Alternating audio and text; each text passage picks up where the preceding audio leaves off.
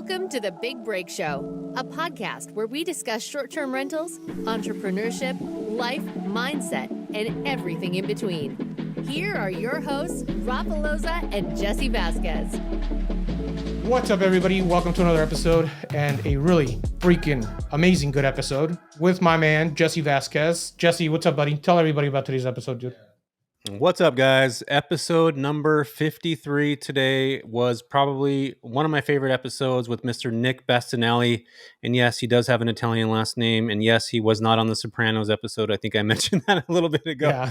Dude, I love this episode, you guys. This episode's not completely about real estate. It's about life. And this is exactly why we started this podcast. It was exactly to have episodes just like freaking this. This is actually a 2-part series with Nick. Rafa, I mean, dude, this is such a good episode. Honestly, so everybody listening, we brought him on to talk about real estate and the projects. He's one of my partners in a hotel deal that we're doing, and I wanted him to come in and talk about it because we've been running into some issues. And he does a bunch of other real estate stuff. I wanted to talk about his gyms. We talked about it briefly because I knew he's always been an entrepreneur his entire life. But the way this episode went in a direction about his struggles and like his addiction and everything else, and I'm not going to spoil it, I want you guys to listen to it, was amazing. Listen, if anybody out there struggling with addiction or needs help, like listen to this episode, share this episode, and give Nick a call. He's willing to take anybody's call. We're going to put his information in the show notes. I mean, it was really freaking good. And he's the first person that we're going to bring on as a second two-parter, because the second episode is going to be just about the actual stuff we wanted to talk about. His businesses, real estate, the hotels, the multifamilies, like everything that we have going on. I mean, Nick is an overall awesome dude, really great guy. Every time I see him, he's calm, he's cool, he's like collected, like he's never like, it's crazy. And he's honestly one of the nicest people I've ever met. I'm excited for everybody to listen to this. Yeah, I'm excited too, and I think that he has a really good presence. You guys, he's got. If you guys are watching the video, he just is a solid, good dude. And now, after hearing the story, and after you guys are going to be done listening to it too, you'll hear the positive side of this stuff coming through, not only in this episode but in the second part that we have. So I'm excited, Rafa. Part 1 of part 2 with Mr. Nick Bastianelli. Everybody, hopefully you guys really enjoy this show, and please share this with someone who you think might do good or want to listen to it. We love y'all. Peace. Hey guys, Rafa here. A lot of you guys have been asking me if I have a course, if I teach, if I mentor my short-term rental business, and the answer is I do actually. I just recently released my very first course. It has about 120 videos. If you're part of the monthly membership, we are adding 2 new videos a month in current issues or projects that I'm working on within the short-term rental business. And we do 1 monthly call live where you have access to me to ask me all the questions you want. So if you're interested in joining the course, or if you want any more info, click the link below. It is application only. We only open it to a certain amount of students every month because we want people who are serious, who really want to be a part of this, who actually want to take their short-term rental business and grow it, or are starting from scratch and want to learn how to actually acquire properties doing rental arbitrage. If that's you, if you're serious and you really want to do this, click the link below, schedule a call with me or my team, and we'll get you going. Now back to the show. Nick, what's up, man? Thanks for coming on the show. So, hey, everybody, today we got Nick, and we're all laughing because we did an intro without actually recording. So, you guys all missed it. It was pretty funny. Hey, what's up, guys? How's it going today? Nick Bastianelli, he did the Sopranos season 4, episode 3. He walked by holding a pizza, and he said, "Hey, pizza, guys." There we go. That's me. Absolutely. What's up, man? Nothing, man. Happy to be here. Thanks for having me on, guys. I appreciate it a ton. Yeah, and the reason why I just brought that up, you guys, is because we talked about Nick being Italian because his last name Bastianelli, and I was like, man, you've been on Sopranos, weren't you? So, yeah, man, welcome to the show, dude. Thanks again, man. Happy to be here. Excited to talk about some real estate. Sure. Yeah, I'm excited, actually. So, Nick, really quick, though, I want you to tell everybody who you are, give a little bit of your backstory, how you got into investing, Sure. like literally break it down from like beginning to today. Okay, cool. So, super entrepreneurial my whole life. When I was 23, my wife was 19, we opened our first gym. So we got into CrossFit when we were really young. We opened our first gym then, 23, 19.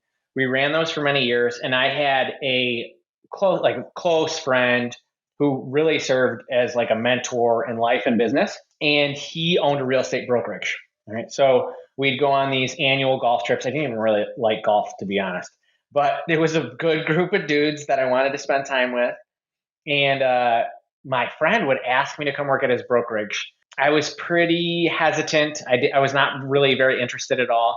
But one day he said, he's like, "Hey, I'll pay for your course and your test for you to get your license. And I was like, all right, cool. Like low barrier to entry. I love learning. My dad's been a builder my whole life. I did construction. Like, life is telling me something. This is persistently popping up. So honestly, pretty begrudgingly, like very hesitantly, I took the course. It took me forever. I don't know if we can swear on the show, but it took me a long time. Took the course, paid no attention to having my license at all.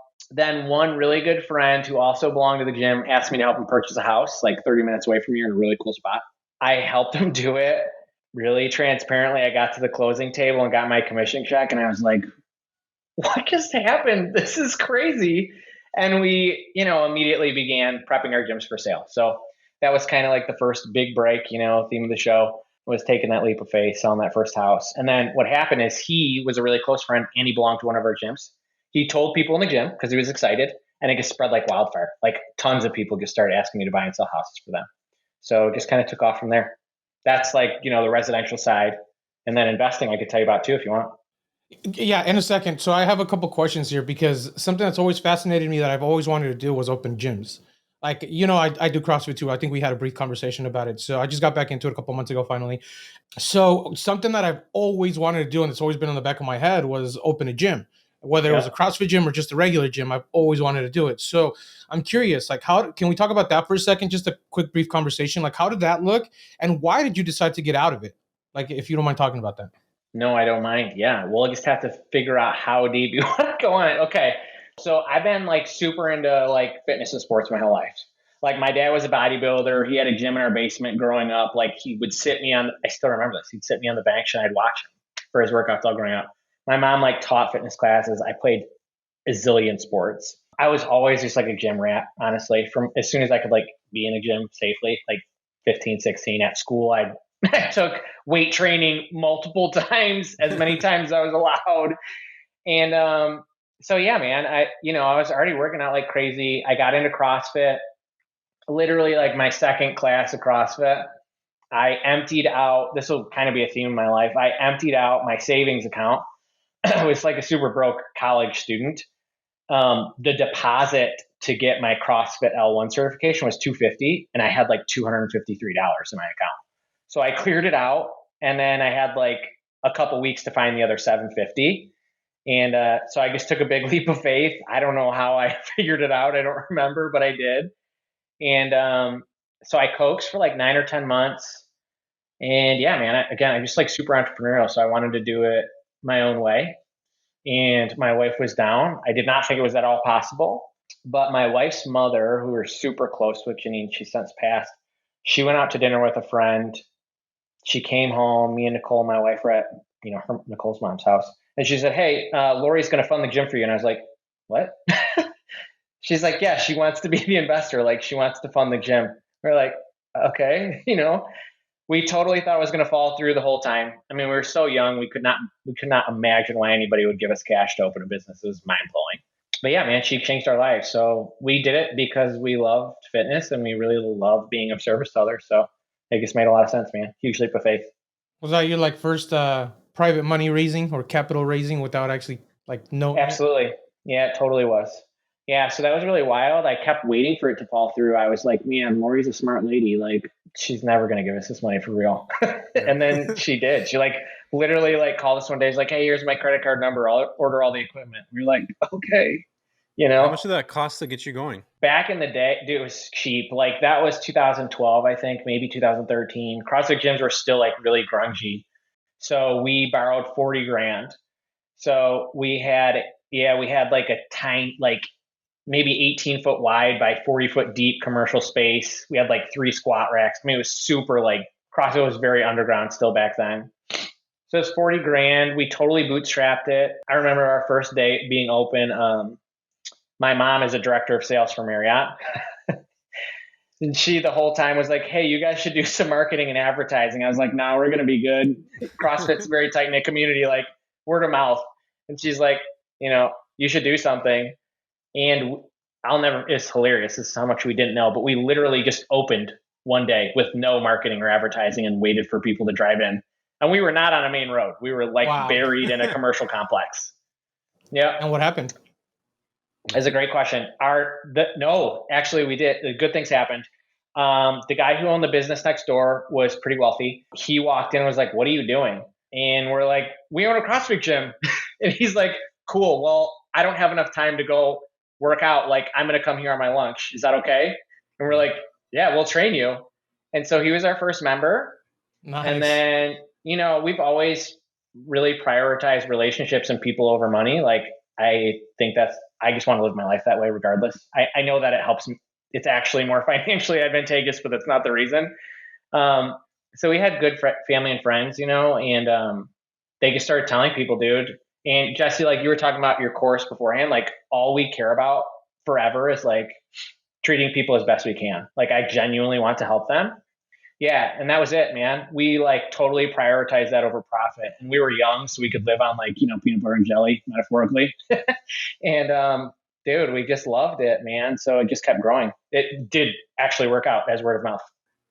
I got a question. So Okay. I want to touch on that real quick. I've watched people become extremely successful, and the one thing that they did was made one person in a busy room feel like that's the only person that mattered. And I feel like everybody right now in this space, if you're in a coach or if you're in whatever it is, like I was telling you guys earlier, like I give my students my freaking cell number, like my literally personal cell phone number. I want to be available to people. And I think at the end of the day, I care about what they're doing.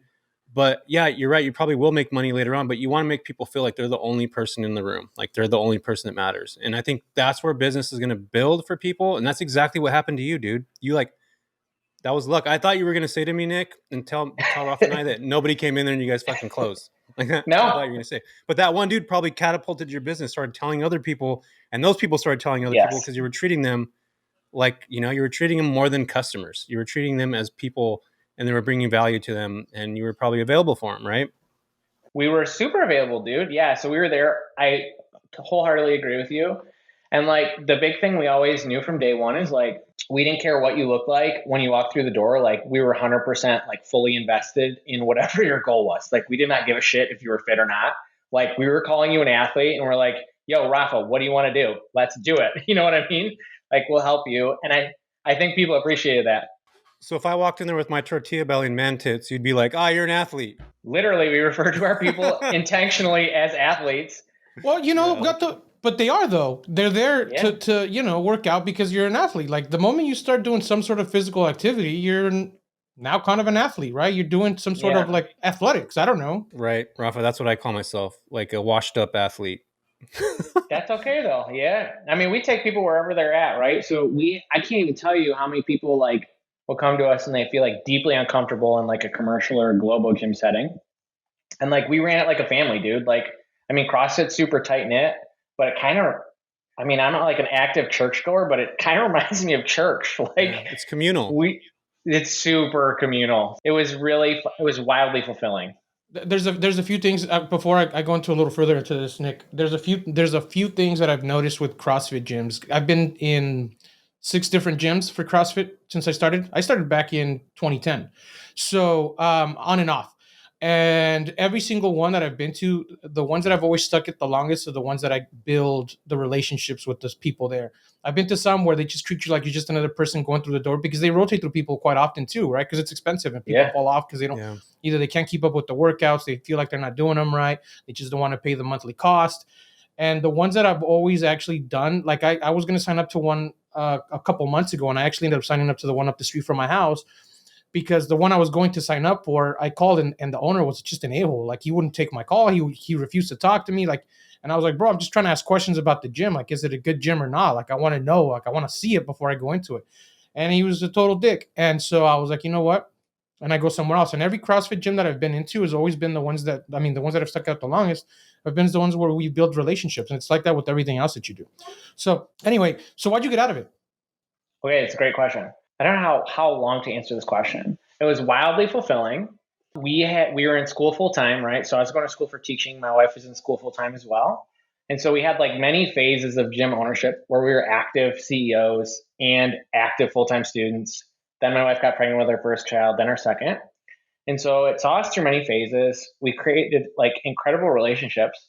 But in the end, it wasn't, we never really got to a place where like it was financially as fulfilling as we wanted it to be. right? Seriously, if the financial aspect was there, I'd still own gyms today. I would not be in real estate because it was wildly fulfilling, incredibly fun. We were surrounded by people we love the most all day. My kids literally came in every day and made an obstacle course, like in the open gym area. It was the best. But financially, like we didn't make enough money for us to be like as comfortable as we wanted to be. So we scaled up, we opened a second gym. We thought that was going to be the solution. We're like, okay, if we can duplicate our income if we can duplicate our income, this will work for us long term. And it just didn't end up really working out that way. I don't know. I've gone back and forth in my brain a zillion times. Like, if I knew then what I know about business now, could I have made it work? And I think yes. But even so, real estate is a dramatically different financial landscape. Like the income is it's not even in the same atmosphere. Like my comfy in CrossFit, like I'd have been crushing it if we made 100K, like crushing it at 100K a year. And you guys know it's not how real estate is. So unless you take Alex Hormozy's course on how to build gyms, right? Dude, so we did take Alex Hormozy's course. So I have been following Alex Hormozy's stuff since he started Gym Launch, like, I don't know, forever ago. So long. I didn't even know who he was until like a couple of weeks ago because Jesse kept bringing him up. Jesse follows this dude like religiously now. He's an awesome dude, man. He's always had like really good, like, he's got a lot of good business concepts. So, yeah. And that's what I like him for. Like, I don't know about the gym stuff at all, but he thinks things like very intuitively, and he thinks about things that are like that most people think about for a second and they kind of gloss over. I want to talk about that real quick. You took his course. That didn't change your business model with the gym? It did some. Yeah. So, yeah, I don't know how best to explain it, but at that point in time, like we were so like green in business, right? So I think his course back then, Gym Launch, it was like really early after he started. He had just stopped doing like where he would actually fly out and launch your gym for you. Yeah. So it had transitioned to like, I'll teach you to fish. And so it was a traditional like online course, a bunch of videos. Sales probably, right? Yeah, it was all sales, right? And so I was in a gym setting, like I'm not a salesperson. And so, we had to make this hard transition from like we're taking care of our family and friends, like, hey, I'm selling to cold leads that I have fished off of like a Facebook and Instagram ad. And I just had literally no formal sales experience. I had been really rusty for years. So $1,000 a week at that point in time was like really a big deal, right? For our gym. Cause we were making $400 a week each, my wife and I, like we'd make $800 a week cumulative. It was a huge investment. It was more than we costed for our business. And, yeah, man, I would sit in the bathroom and like have just like full blown anxiety attacks. Like I got to go try and convert a cold lead from the internet to spending $500 in my gym. And I just hadn't made any meaningful money at that point in time. So $500 was like insurmountable in my brain. I'm like, who would do this? So I had a lot of personal mental blocks, which it totally made us more money than it cost us. But I was the problem, back then. It's that mindset shift, right? Let me ask you a question now, that you're older, you're doing well. Would you open up another gym just to open one for fun, knowing that even if it would make you the same amount of money, you'd still have it just because it's like a passion project? At least did you get a free membership out of it? Yeah, so I've had countless people ask us to do this from our gyms. And I think about it a lot. Like when I get to a point where it literally just like doesn't matter anymore, maybe, but it's the investment of time. I think I could have made it like, if I know what I know now, I think, we could have made obviously significantly more money, but even so, I guess the answer is I'd have to have a lot of free time, Rafa, to be honest. And my kids are young, dude. Like when I'm done with like businessy real estate stuff for the day, like my focus is on being with my family. I would not take on the responsibility of running another gym right now until they're grown and not spending time with me every day. Yeah. Gyms are like one of those things. It's almost like having your own restaurant. Like you have to fucking be behind that desk. You have to be that person on the floor. I would imagine that you'd have to be the person driving it and then eventually get somebody in there to take over for you. But just like a chef, they don't leave the kitchen. Restaurant owners don't leave the kitchen. You know what I mean? Yeah, so we did that. It was so interesting because the CrossFit space was not like super developed business-wise, right? Like now in hindsight, I'm like, holy shit, why wasn't there a person like Alex Hormozy before him? Like the mentorship we were paying for was like just not good, dude. But yeah, we used to call it like the mayor. So we did eventually hire out staff at both locations. Our second location, we were never even on site. So we did actually get to like a true leveraged ownership role, but we did have to stay the mayor and be there checking in with people. Although I was not coaching classes all day anymore, I was still like there, the face frequently. Yeah, and that's the tough part about owning a business like that, man, is like you have to be that driver unless you have a counterpart that is going to be willing to do that. And at the end of the day, if you're there for freaking 12 hours a day and you're only making $400 a week, is that ROI even worth it? But at that age, like that's you figuring Really? shit out. And that's good for you. That probably Oh, helped you yeah. freaking tremendously later on. And we'll dive into that. So actually, let's get into that right now. Do you consider that gym a failure? Yes or no? Not even in the realm of a failure. No. Yeah, I don't know if we'll get here, but I was a young kid, like very studious, awesome at sports. So I was like 12. Then I started getting into a lot of trouble, like really significant trouble. Got sober at 20. And then Wait, hang on, Nick. When you talk about trouble, were you just like smoking weed all the time? Were you drinking booze? Were you like one of those, were you the star football player that hung out with all the ladies all the time? Like, were you drinking beer no. in the country? Like, what were you? What is the trouble? Let's get into Okay. that. All right. So I grew up like where I lived for most of my like school age time is Novi. It's 10 minutes from where I'm sitting right now.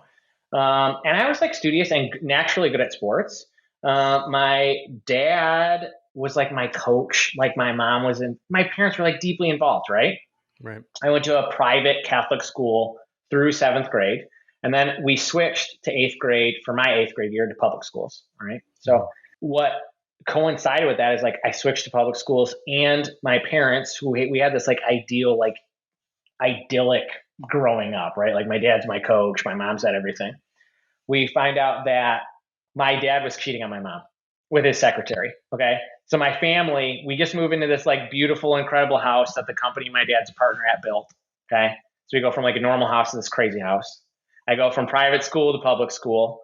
My parents are getting divorced and I didn't see any of it coming. And so I, moved back to the sub that I grew up in Novi. And yeah, what happened is two doors down, my whole street was kids my age. Two doors down, the dad was an alcohol vendor. So I went to sleep over and I got literally shit faced. The first time I ever drank, my goal was to finish the fifth. And I don't even remember how far I got, but I do remember like his mom came down and I was caught and I was like belligerent. And then it quickly snowballed, right? I started smoking weed. Then, I was 13 probably at this point when somebody on my street got their wisdom teeth pulled out and got Vicodin. So we learned about Vicodin. So I started telling my dentist, like, hey, my wisdom teeth are growing in. Like, I'm going to need those pulled. And they're like, no, you don't, but I'm just prepping it for the future. Wow. Yeah. And, that was probably a year game. So you guys can see, like, I've always been able to play a long-term game.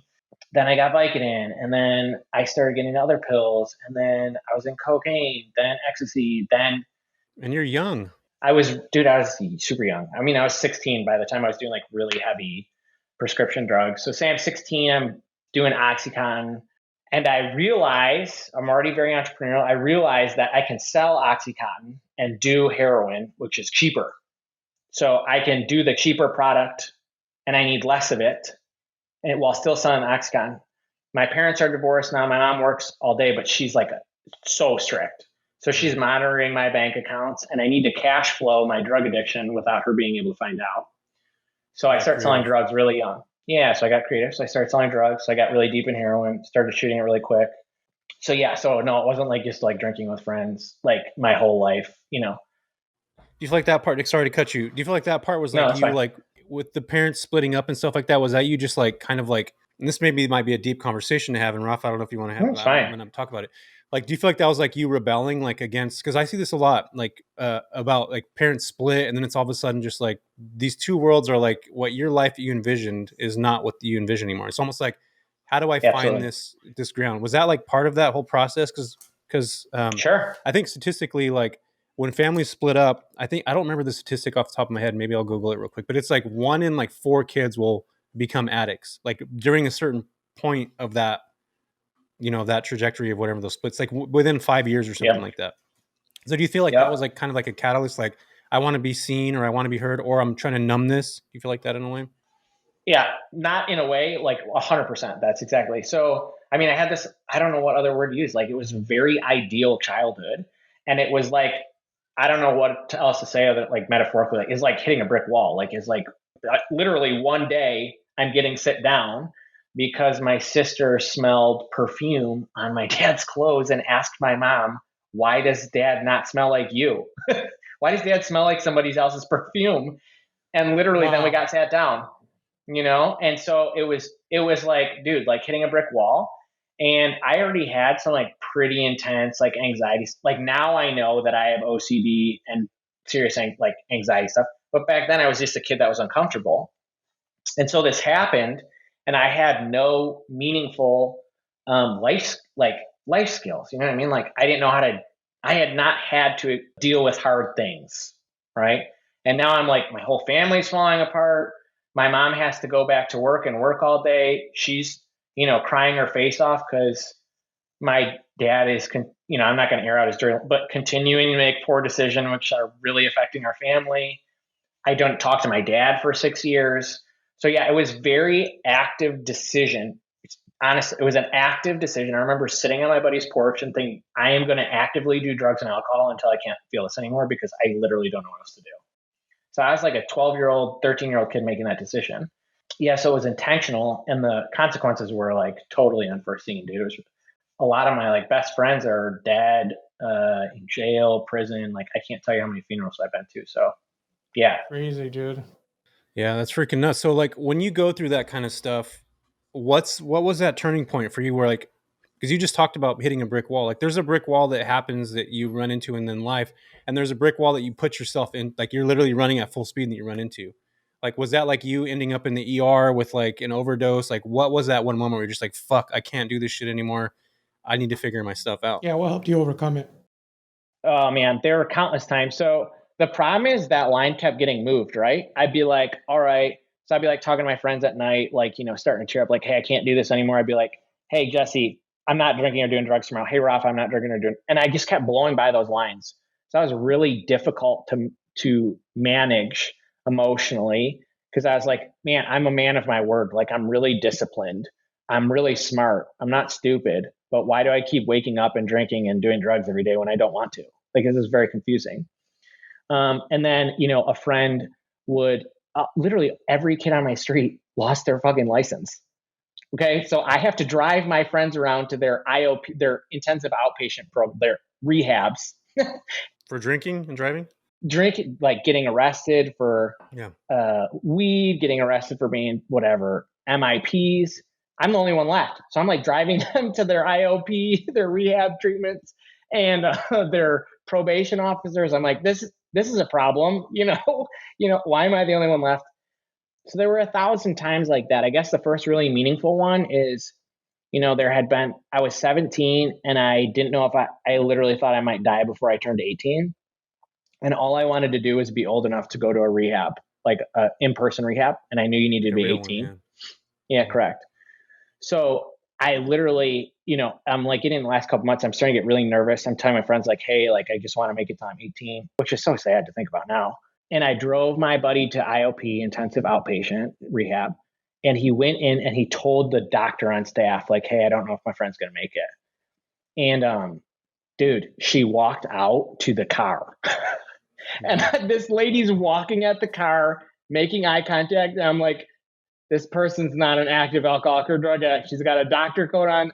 This is a problem. I think she's going to call the cops on me is what I think. And she begs me to come in. And she's like, hey, I hear you need help. And I was like, no, I don't need help. And she rolled up her sleeves and she had track marks. She had scars all up in her, like right here in her elbow pits, I guess you'd call them. Right. And that was alarm. That was shocking because she was a doctor and she was clearly like happy and being of service to me, but she also had track marks. And so I knew that I was like, okay, this lady may understand. So I kind of broke down and told her it was up. And then that was, I guess, the first one. There were, in the interest of not keeping this or making this podcast 4 hours long, there were many more, but I went to inpatient rehab twice on my 18th birthday, 3 months later, or 6 months later. Intensive outpatient, I went to a Suboxone clinic, like everything you could think of under the book. I don't know if it's funny or not. It's goofy to me. The last day that I drank into drugs, I didn't get arrested that day, which I'd been arrested before. I didn't get into a fight. Nothing really bad happened. What happened is I really love my mom a lot. My whole family, but my mom. And I went to her birthday on September 6th, 2009. And I had always been able to like somewhat pull it together for her birthday party just for a couple hours. And I couldn't that day. So I went to my mom's birthday and all I could think about was like, I'm not going to make it. Like, I'm not going to make it literally through this without drinking or like, I can't get out of this house without drinking or doing drugs. And it was like, I'm just like having cake with my mom. Was it like withdrawal stuff or was it just like? Absolutely. Yeah, totally. And so I'm struggling. And so I left my mom's birthday party early. And that was like crushed, like just soul crushing. I got in somebody's car. They drove me to Michigan State. I got shit faced, did ecstasy. And my whole life, I'm trying to make these stories short for you. My whole life, I was kind to people, even in active drug addiction and alcoholism. But that night, I carried a case on my shoulder. And I literally just made fun of people walking around Michigan State because I was so sad. And I was like disgusted with myself and like totally appalled. And I woke up the next morning. I thought I was going to die. I drove from Michigan State to where I lived an hour and a half away. And that was it, dude. I was just like totally ashamed. I don't remember most of the next day, but I like came to at an AA meeting and that was it, man. That was the whole shindig. That was it. Yeah. You know what I love about these kinds of stories, man, is that everybody goes through something in their life and nobody knows what your other person is going through. And this is why like I feel like being kind is such an important thing, is because somebody can be an asshole at the store or whatever, but you don't know if they're dealing with drugs or if their mom just died or their grandpa died. Like nobody's ever going to know that situation. You came from like the most perfect family. It's like the Mayberry family, right? Like everything was perfect and all of a sudden one day things change. And this is what I tell my kids too, like kids that are being mean at school or something like that, they're dealing with stuff. And it's like, I feel like that's really important to learn early on, that just because somebody's acting a certain way towards you doesn't mean that that's how they truly feel about you. That's an internal thing. And the cool thing that I love about your story, and thank you so much for sharing it too, by the way, because a lot of times people will keep that stuff to themselves. But what I love most about these stories is that, dude, you're on the other side of this now. Like you're buying fucking giant hotels. Like you learned like super early on. And maybe that was a good thing that you learned this early on and not in your like 20s. You know what I mean? So tell us what that like next trajectory of your life. So we kind of went through your childhood, like doing all that. You turned 18, you went to rehab, you know, you had that pivotal moment where you're just like, I'm letting my family down, I'm letting my mom down, who's that one person that probably was with you through everything, no matter what. And then that next day, you're just like, I'm not this person anymore. Like I'm shaming people for whatever reason. Like that's you hurting, obviously trying to hurt people, hurt people. Like that's just the reality of what it is, like of life. So like you've caught that, and how awesome that you're emotionally aware at just that moment that you're just like, fuck, I'm hurting people. And you change. So like, what did that next 10 years of your life look like? We're talking about your probably 20s, right? That's where the gym probably comes in later. I was 20. Yeah. Yeah. So what happened? Okay. So I was 20. So the next day was September 7th, 2009. I've been sober since then, right? So it's over 13 years ago. What happened is I literally like I just moved to a new city. I walked into like really transparently. I came to an AA meeting and I said like, hey, I don't know what to do. I had been to a gazillion AA meetings before, transparent, like not hiding that, but I never wanted to be there. I asked somebody for help and they helped me. We don't have to go super deep on that, but that was a start. All right. And I realized that I really had like no meaningful tools for dealing with daily life, right? Like I started using drugs and drinking every day when I was 12. Like I was not emotionally mature in any capacity. Yeah, I was like really struggling with like basic emotions. Like this sounds like a joke. I don't even tell the story because it sounds stupid, but I will today. Like my best friend still to this day, Cam, Rafa, he's going to be the contractor on the Bay Inn. Okay. We lived together and he sat down with me one day. I was like, hey, Nick, I was like, Cam, I don't know what to do when I see people. Like, I'm not sure how to greet them. He's like, okay, like these people you should shake hands. These people you should hug. Like, I mean, that's the level of emotional skill that I had. You know what I mean? I knew how to sell drugs and protect my addiction and be, protect that, keep that secret as best I could. I didn't have any other skills. So I was 20. I was just like rebuilding, dude. I met my wife 9 months sober. She was sober too. Like one of my best friends, I was driving around in a car, is like, hey, you ever seen this girl, Nicole Kaczynski? He was dating her best friend. We got introduced. That started quick.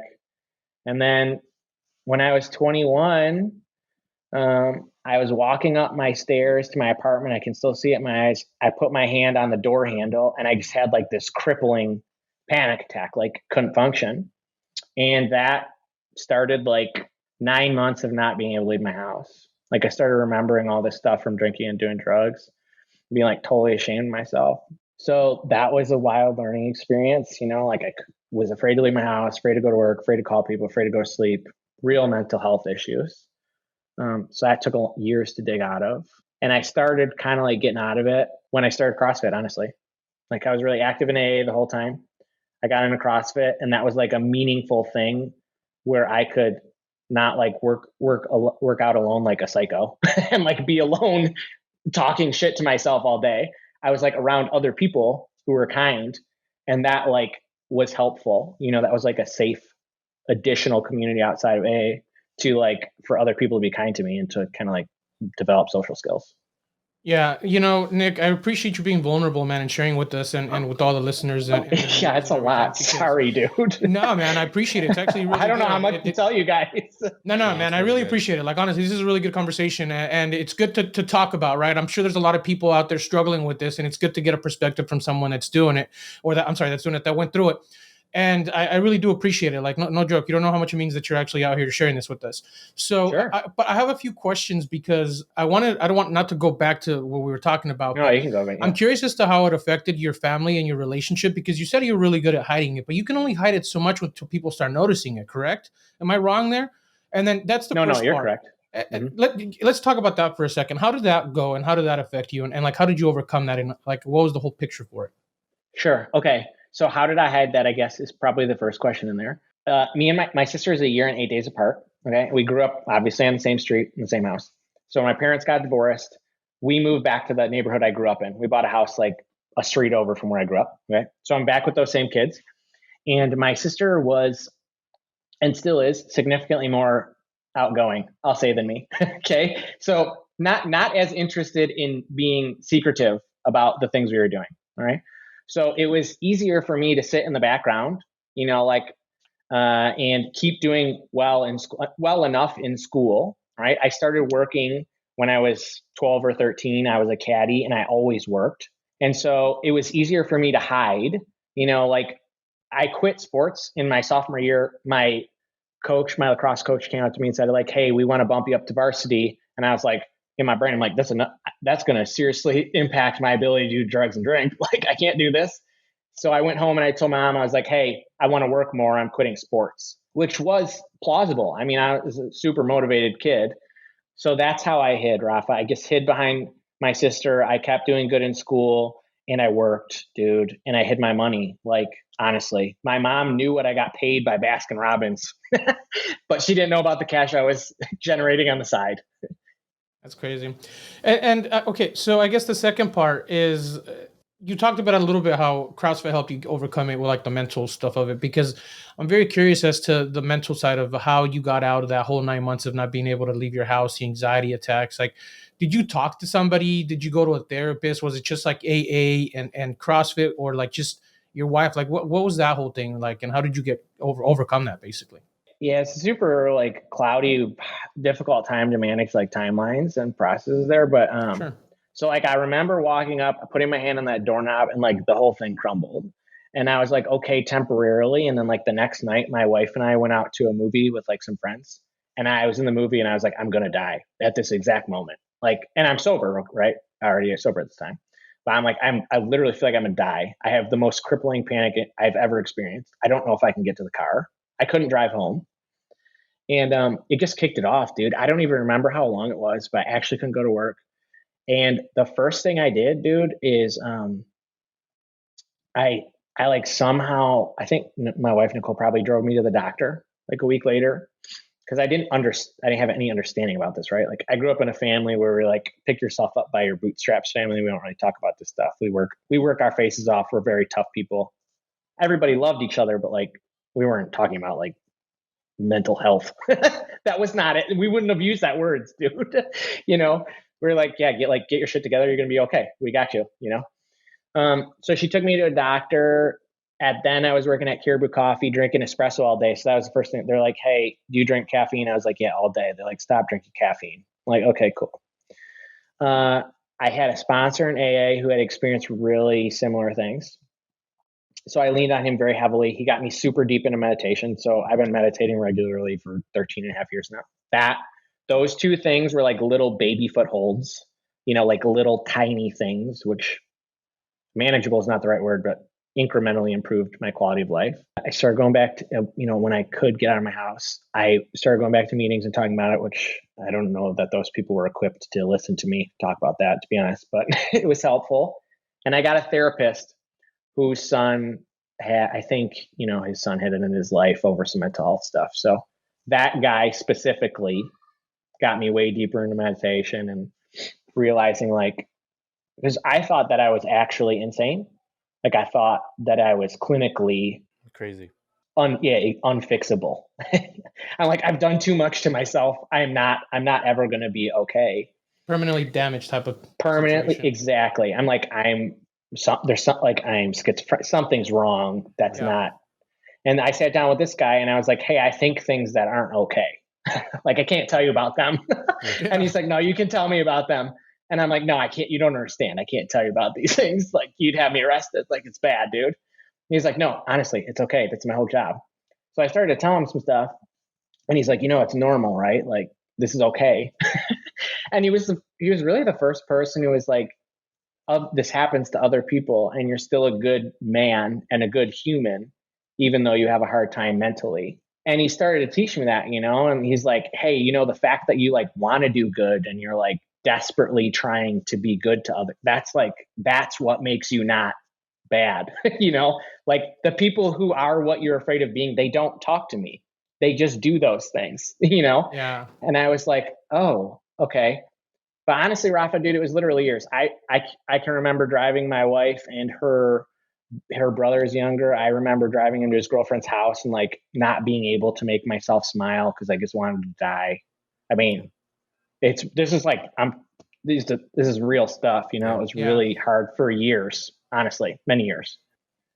Dude, it's kind of crazy. I didn't intend this conversation to go this way at all. We always did me either. I'm so sorry. Situation. No, man. Listen, again, I'm really glad that you're sharing this, right? We want to talk about investing and stuff, but we're getting into like real issues here and like real like life situations that you experienced. And I'm glad you're sharing it with everybody. Yeah. I mean, it did all make real estate. I mean, we'll get there, but I could never be doing what I'm doing now without this stuff. Honestly, I wouldn't have been equipped, right? Yeah. Like I'm very comfortable in wildly uncomfortable situations.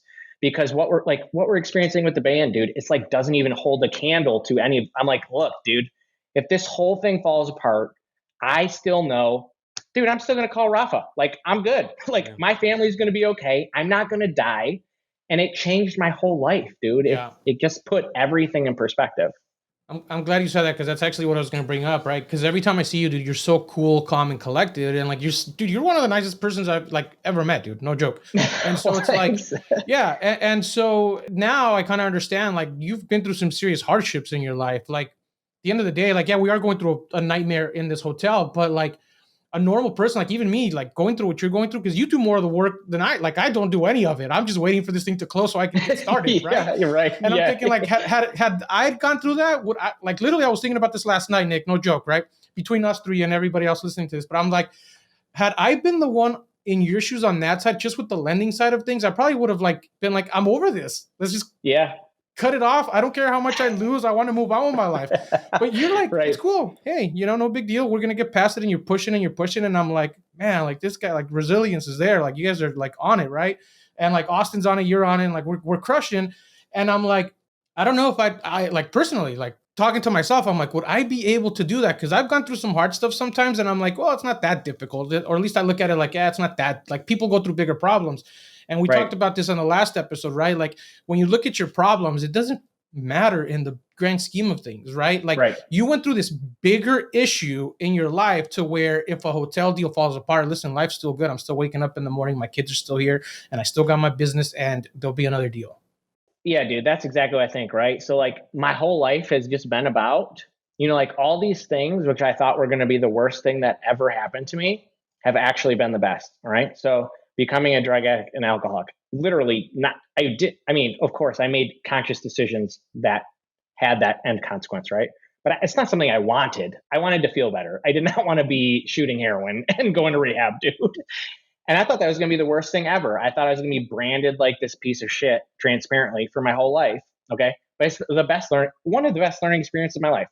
I have crippling panic, anxiety, and OCD, and I don't know that I have those things. I think I'm going to kill myself that's really aggressive. But I mean, I literally was sober thinking, why am I having thoughts of ending my life? I'm sober. I thought that was going to get rid of it. Okay. And I was like, this is so, I thought this is the worst thing that's ever happened to me. Again, now I'm like, this is the worst thing that's ever happened. And it ended up those two things are the best things that have ever happened to me in my life. They completely reprioritized everything in my brain, right? So like I was literally forced to wake up and meditate or else I could not function. Like I was forced to learn how to communicate with others when I was uncomfortable. Like I was forced to learn how to leave my home when I was literally terrified to walk out the door, So that's just the funny part, right? Like I think it's funny when people think they know what's best for them. I just think it's comical. Like I have plans which I think are cool, but I'm not like deeply attached to the outcome because like, it's just funny. Like all the shittiest stuff has been the best. So like I just do my best every day and that's all I can do. Can I ask you how your meditation looks? Sorry, Jesse. I want to know how your whole meditating process looks. Yeah, sure. Okay. So when I first got sober, like originally I was just a really angry, really, really angry. Like when my parents split, I just had like incredible anger problems, right? So I'd be the kid who was like blowing holes through the wall of my fist all the time. Just scary when I was mad. Like it'd take a lot to get me there, and I wouldn't take it out on humans. But man, so when I first started meditating, it was called, I think it was called Tonglen meditation, and I was just learning. So it was like, I'd close my eyes and I'd breathe in. I'd imagine the person I had a resentment against, like my dad had a deep resentment. And I'd imagine like inhaling his pain and suffering. So I'd picture it like black, like air or black smoke. I'm inhaling his pain and suffering and trying to breathe out like white air, like happiness and love, which I did not want to give my dad in any capacity. But that was the point. I had to take the people I was so mad at and try and do something good for them. So that was really effective. I did like traditional like mala beads. Dude, there's been like 50 zillion phases of meditation. Now what it looks like for me every day. Transcendental meditation? You ever heard of that? I was just about to say. Yeah, I was just about to say that's all I've done for the last few years is TM primarily. That's what I do too. I'm probably like awesome. 3-4 years in. Yeah, I love it. It's very simple. It's good. I still like my kids meditate. My kids meditate every night before bed. They have like kids meditations. I'm so grateful they love it.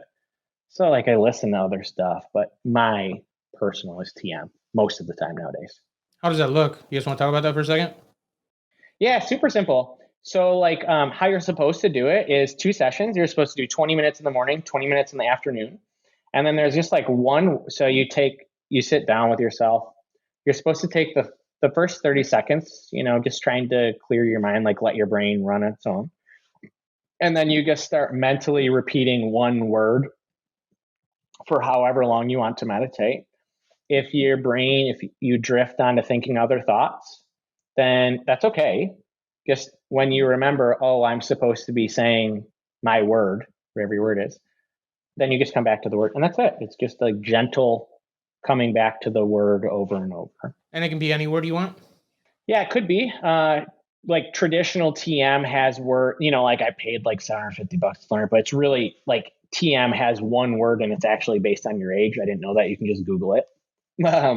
So, like, yeah, you're not supposed to like tell people your word. My word is shring. You can Google it. It's supposed to be a nonsense word that doesn't remind you of other things, right? It's supposed to help you draw in. Because I meditate often actually, but any chance I can, like I'm sitting somewhere, I'll just close my eyes and I just think of nothing. Literally, I sit there and go think of nothing. And I just look into the darkness in my eyes when I close them, and it's just think of nothing. And it doesn't matter if it's 1 minute that I get, or I think the longest I've done is an hour and a half that I've gone. Time went by like that. You know what I mean? I opened my eyes and I was like, hour and a half. What the hell? Yeah. Right. And I've never done like the word thing. I've done like the like other types of meditations where people guide you through them, right? They're guided meditations and stuff like that. But I think the one I like the most, me personally, is I just sit there and I just think of nothing. I do it 1 hour before I go to bed, and I got this from Naval Ravikant, right? You meditate before you go to bed, and it's a win-win situation. Either you clear your mind and you feel good, or you knock out and fall asleep. And so every night before I do it, and I just sit there and I think of nothing and I knock out, or I'm done with my meditation and then I go into a million different thoughts because my mind's always going crazy. But I never knew. So I'm glad you guys shared that really quick. Anyway, Jesse, go ahead. I know you had a question. No, I was just gonna say that TM is like more of like, most meditation aims to like control or train the mind on like thinking. And transcendental meditation is like, it involves no concentration or no control or like no training. Like really, I mean, training in a sense, but it's different, man. Because you got to be taught it. It's like one of those things, and you paid for it, Nick. Like I did too. Like I paid this lady, and my therapist that I still see to this day is like super deep into TM. So that's something that we kind of like talk about on a regular basis. And it's important for some people, they need that. Like I'm like Rafa, like my brain is like, dude, it's hard to control it. Like it's hard to like control the thoughts. Like I have ideas, or I thought about an email that I sent off. Like it's hard for me to not have that. And that's where TM like really takes you from like that, where you're not controlling it, but you're just like that one word, you're coming back to it. They're like thoughts, they drift off, they come in. And it really just teaches you to kind of not control necessarily situations and things. But yeah, just like you, Nick, I'm going to give it a shot. Yeah, you should try it. Nick, just like you, man, I know this whole episode's kind of been about like, drug addiction and stuff like that. Your situation, like what you've dealt with in your life, I have had very similar, minus the drug stuff. But I've been dealing with anxieties. I'm 40 now, dude. I've been dealing with crippling anxiety since I was 15. I was like, couldn't leave the house either. Like when I was in high school, having like crippling anxiety. I thought I was agoraphobic. Like, if you guys have seen What About Bob, where like So he did can't I. leave his house? Yeah, like 100%. Literally, I had the same thing because I had a panic attack in a car, and I thought every time I was going to be in a car, I was going to have another panic attack, and I was going to be by myself.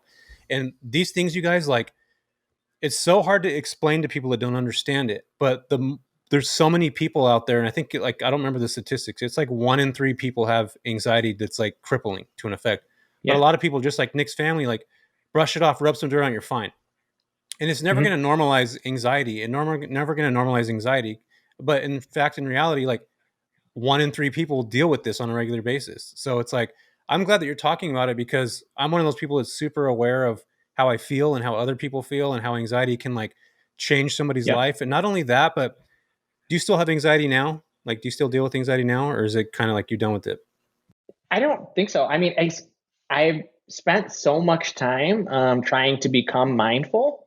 So like, I think that was really like a huge problem, is like, I honestly just think I didn't have any skills to be mindful and aware of what I was thinking. So I think I just let things run really far. Whereas now, like, I'm meditating all the time and I become aware of things pretty rapidly. And because of like the tools and the steps I've learned in AA and therapy and all that stuff, I begin to talk about things they don't like get so far.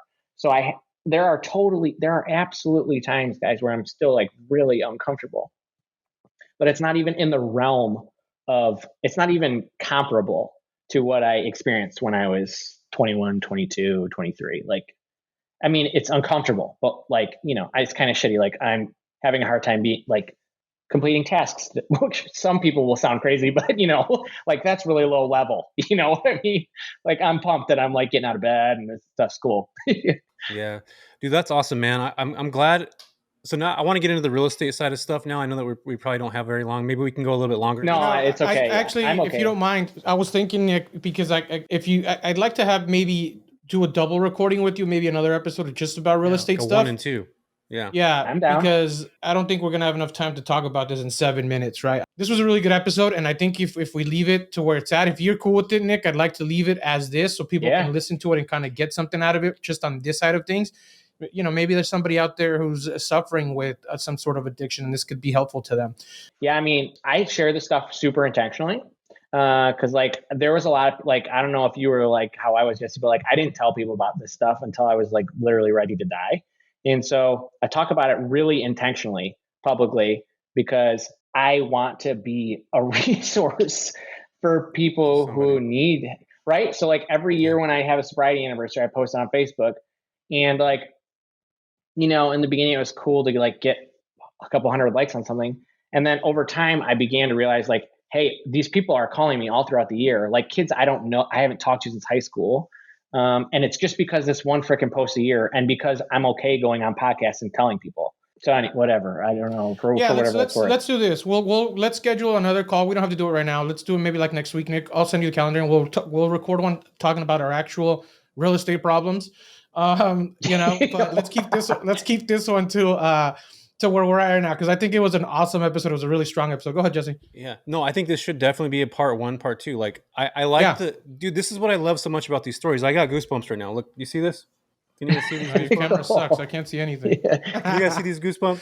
There you I love stories like this because I love watching or seeing or hearing like trials and tribulations and people fucking moving past them. Like that for me is like fucking energy, dude. Like it's it's energy. And it's like these things that are super, like we find problems. Rafa, you talked about this a second ago.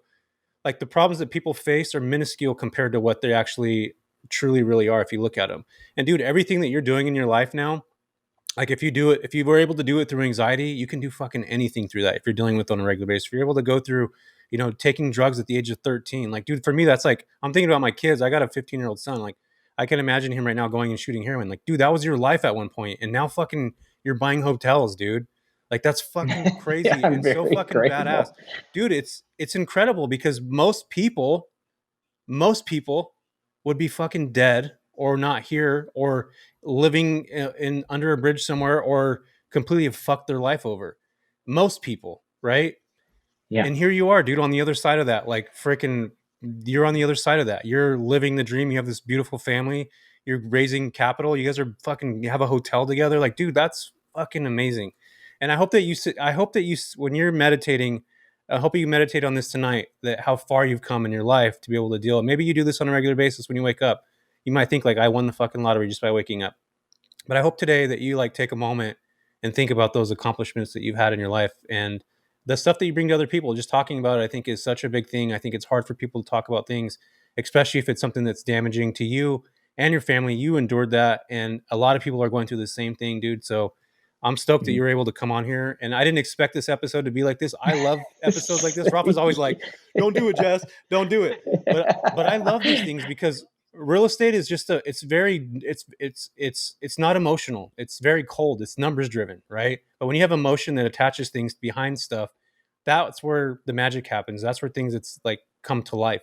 And I think being able to marry what you've had in your life and then marry this situation that's like, dude, you're building things. You have a credible career. You're an agent. Like you've built something for yourself. And you've like, you're that phoenix rising out of the fucking ashes, dude. I love that stuff. There's literally a phoenix tattooed on my right arm, Jesse. Yeah. Oh, there you go. Exactly. Seriously, this whole arm is a phoenix. Yeah. Awesome. But yeah, I mean, you brought some really, I just want one really important thing here, right? Like all these kids I grew up with, like a lot of them have passed away in jail and prison stuff. And that is the big motivating factor for me, right? Because like, I'm not sure why I got sober. It used to be very troubling and very challenging to experience that when I got sober. I was like, why did I get sober? And other people, it was really hard. And now that's what drives all this stuff. Honestly, guys, sometimes like I'll drive around in my truck and I just imagine like my best friends in the truck with me. And I like try to live my whole life for them. Cause I'm like, you know, I'm living for four people. Like I am really living for four people and I better make it fucking worth it, dude, because they didn't get a shot and I did. Yeah. Do you feel like you hold that, like that's like an anchor in you? Like, do you feel like that, like you're responsible for that in a way? Like you didn't like say, dudes, what are we fucking doing? Like, do you have that like burden or guilt that you carry with you? I sure do. Yeah. So it used to be like a lot of guilt and now it's just like super motivating, to like, not make their like I don't want to sacrifice in vain. This is where it becomes difficult to talk about, right? Like I don't, because I want to talk about it in the most respectful way because I still love these families and the people who are left. Like I know that those dudes are amazing people, and I have a responsibility to make what their families experience like worthwhile, right? Like I can't throw it down the tubes because such a huge sacrifice. Like those things were so painful for me to experience in their family. So if I just threw it all away, it would make it not worth it. You know what I mean? I don't know how to explain that better. No, that was great, No, man. I appreciate that. That was perfect. You're building something for people that aren't here anymore, and you're creating something on your shoulders that you're going to make memorable for other people. Like, I think that's fucking inspirational, dude. Like, that's something that you're carrying with you. And guilt, you guys, is like, I was raised Catholic, and it's like you have this incredible guilt for like literally everything in your life. Yes. Like, it's just part of being like Catholic. Like, you could be like, and you guys know what I'm talking about. Nick, you get it. You 100%. I know exactly what you're talking about, dude. And you know what the crazy thing is? Like, I'm a Christian. Like, I believe in God and everything. But dude, it fucking takes years to retrain yourself that not everything that you're doing is like gonna build guilt. And there's like this, people talk about Catholic guilt. Like, it's an actual legit for real thing. Like, it's real. It was real for me too. It's incredible, dude. It's still real for me right now. Yeah, so, dude, it was real. So it really is, and it's something that you have to learn. And the weird thing is, dude, like you don't start learning about like feeling that guilt until you're like in your like late 20s or early 30s, and you're just like, dude, am I still guilty about this? And it's something like guilt is heavy, you guys. It's like a fucking black cloud that walks with you everywhere. Like you can't get rid of it, right? And you can over time, like figuring out, learning you have to like relearn these things in a way. You have to like reparent yourself in a way, and learn that necessarily that stuff is not necessarily guilt anymore. But man. This is probably by far my favorite episode that we've had so far because it's real, it's raw, and this is like what people's lives are. And again, going back to what I said earlier, like there's another side, Nick, that you guys are all going to hear in the second episode of this, where Nick's fucking making shit happen with Rafa. Nick's got his own thing going on. I mean, these dudes are buying hotels now. Like, dude, there's a magical side that's coming in. And you're not doing this for yourself. There's other people that are involved. And I think the more that you think about doing stuff for other people, the more that you're going to push yourself to do more. If you're not serving other people, then what's the point? Like, I truly feel that. And I think you do too, Nick. I do, for sure. Totally agree. Yeah, we'll end it there. And then guys, I mean, stay tuned. We're going to bring him back on and do a second episode because I know you're crushing, Nick. I know you're killing it out there and everything else. And so again, man, honestly, it means a lot that you came on and shared this with us, and that the conversation went in this direction, and that you were open about it. And I really hope that somebody out there listening, right, I mean, can take from it and learn from it, and maybe do something. And if they need it or if they need help, maybe they can reach out to you or dude, have someone 100%. To. Yeah, you guys can share my every podcast of mine, people can share my number. So, I mean, if you guys want to put it in the show notes, whatever you want, my phone number and my email, totally good. Yeah, Nick, where can people find you right now? And we'll have part 2 coming up after this. Sure, yeah. So Instagram, Facebook, TikTok, you can just look up Nick Bastianelli. So you guys will have the spelling in the show notes. And then my real estate, like residential sales, is the Bastianelli team. So those are the best 2 places, Nick Bastianelli and the Bastianelli team. Perfect. Nick, we appreciate you for sharing, man. Part 2, you guys, will be coming next week. And this was a freaking amazing episode, man. I appreciate you for being on here, for sharing. Thanks, guys, for having me on. I appreciate it. Yeah. Part 2 coming, you guys, next week. Thanks, Nick. Yeah, thank you.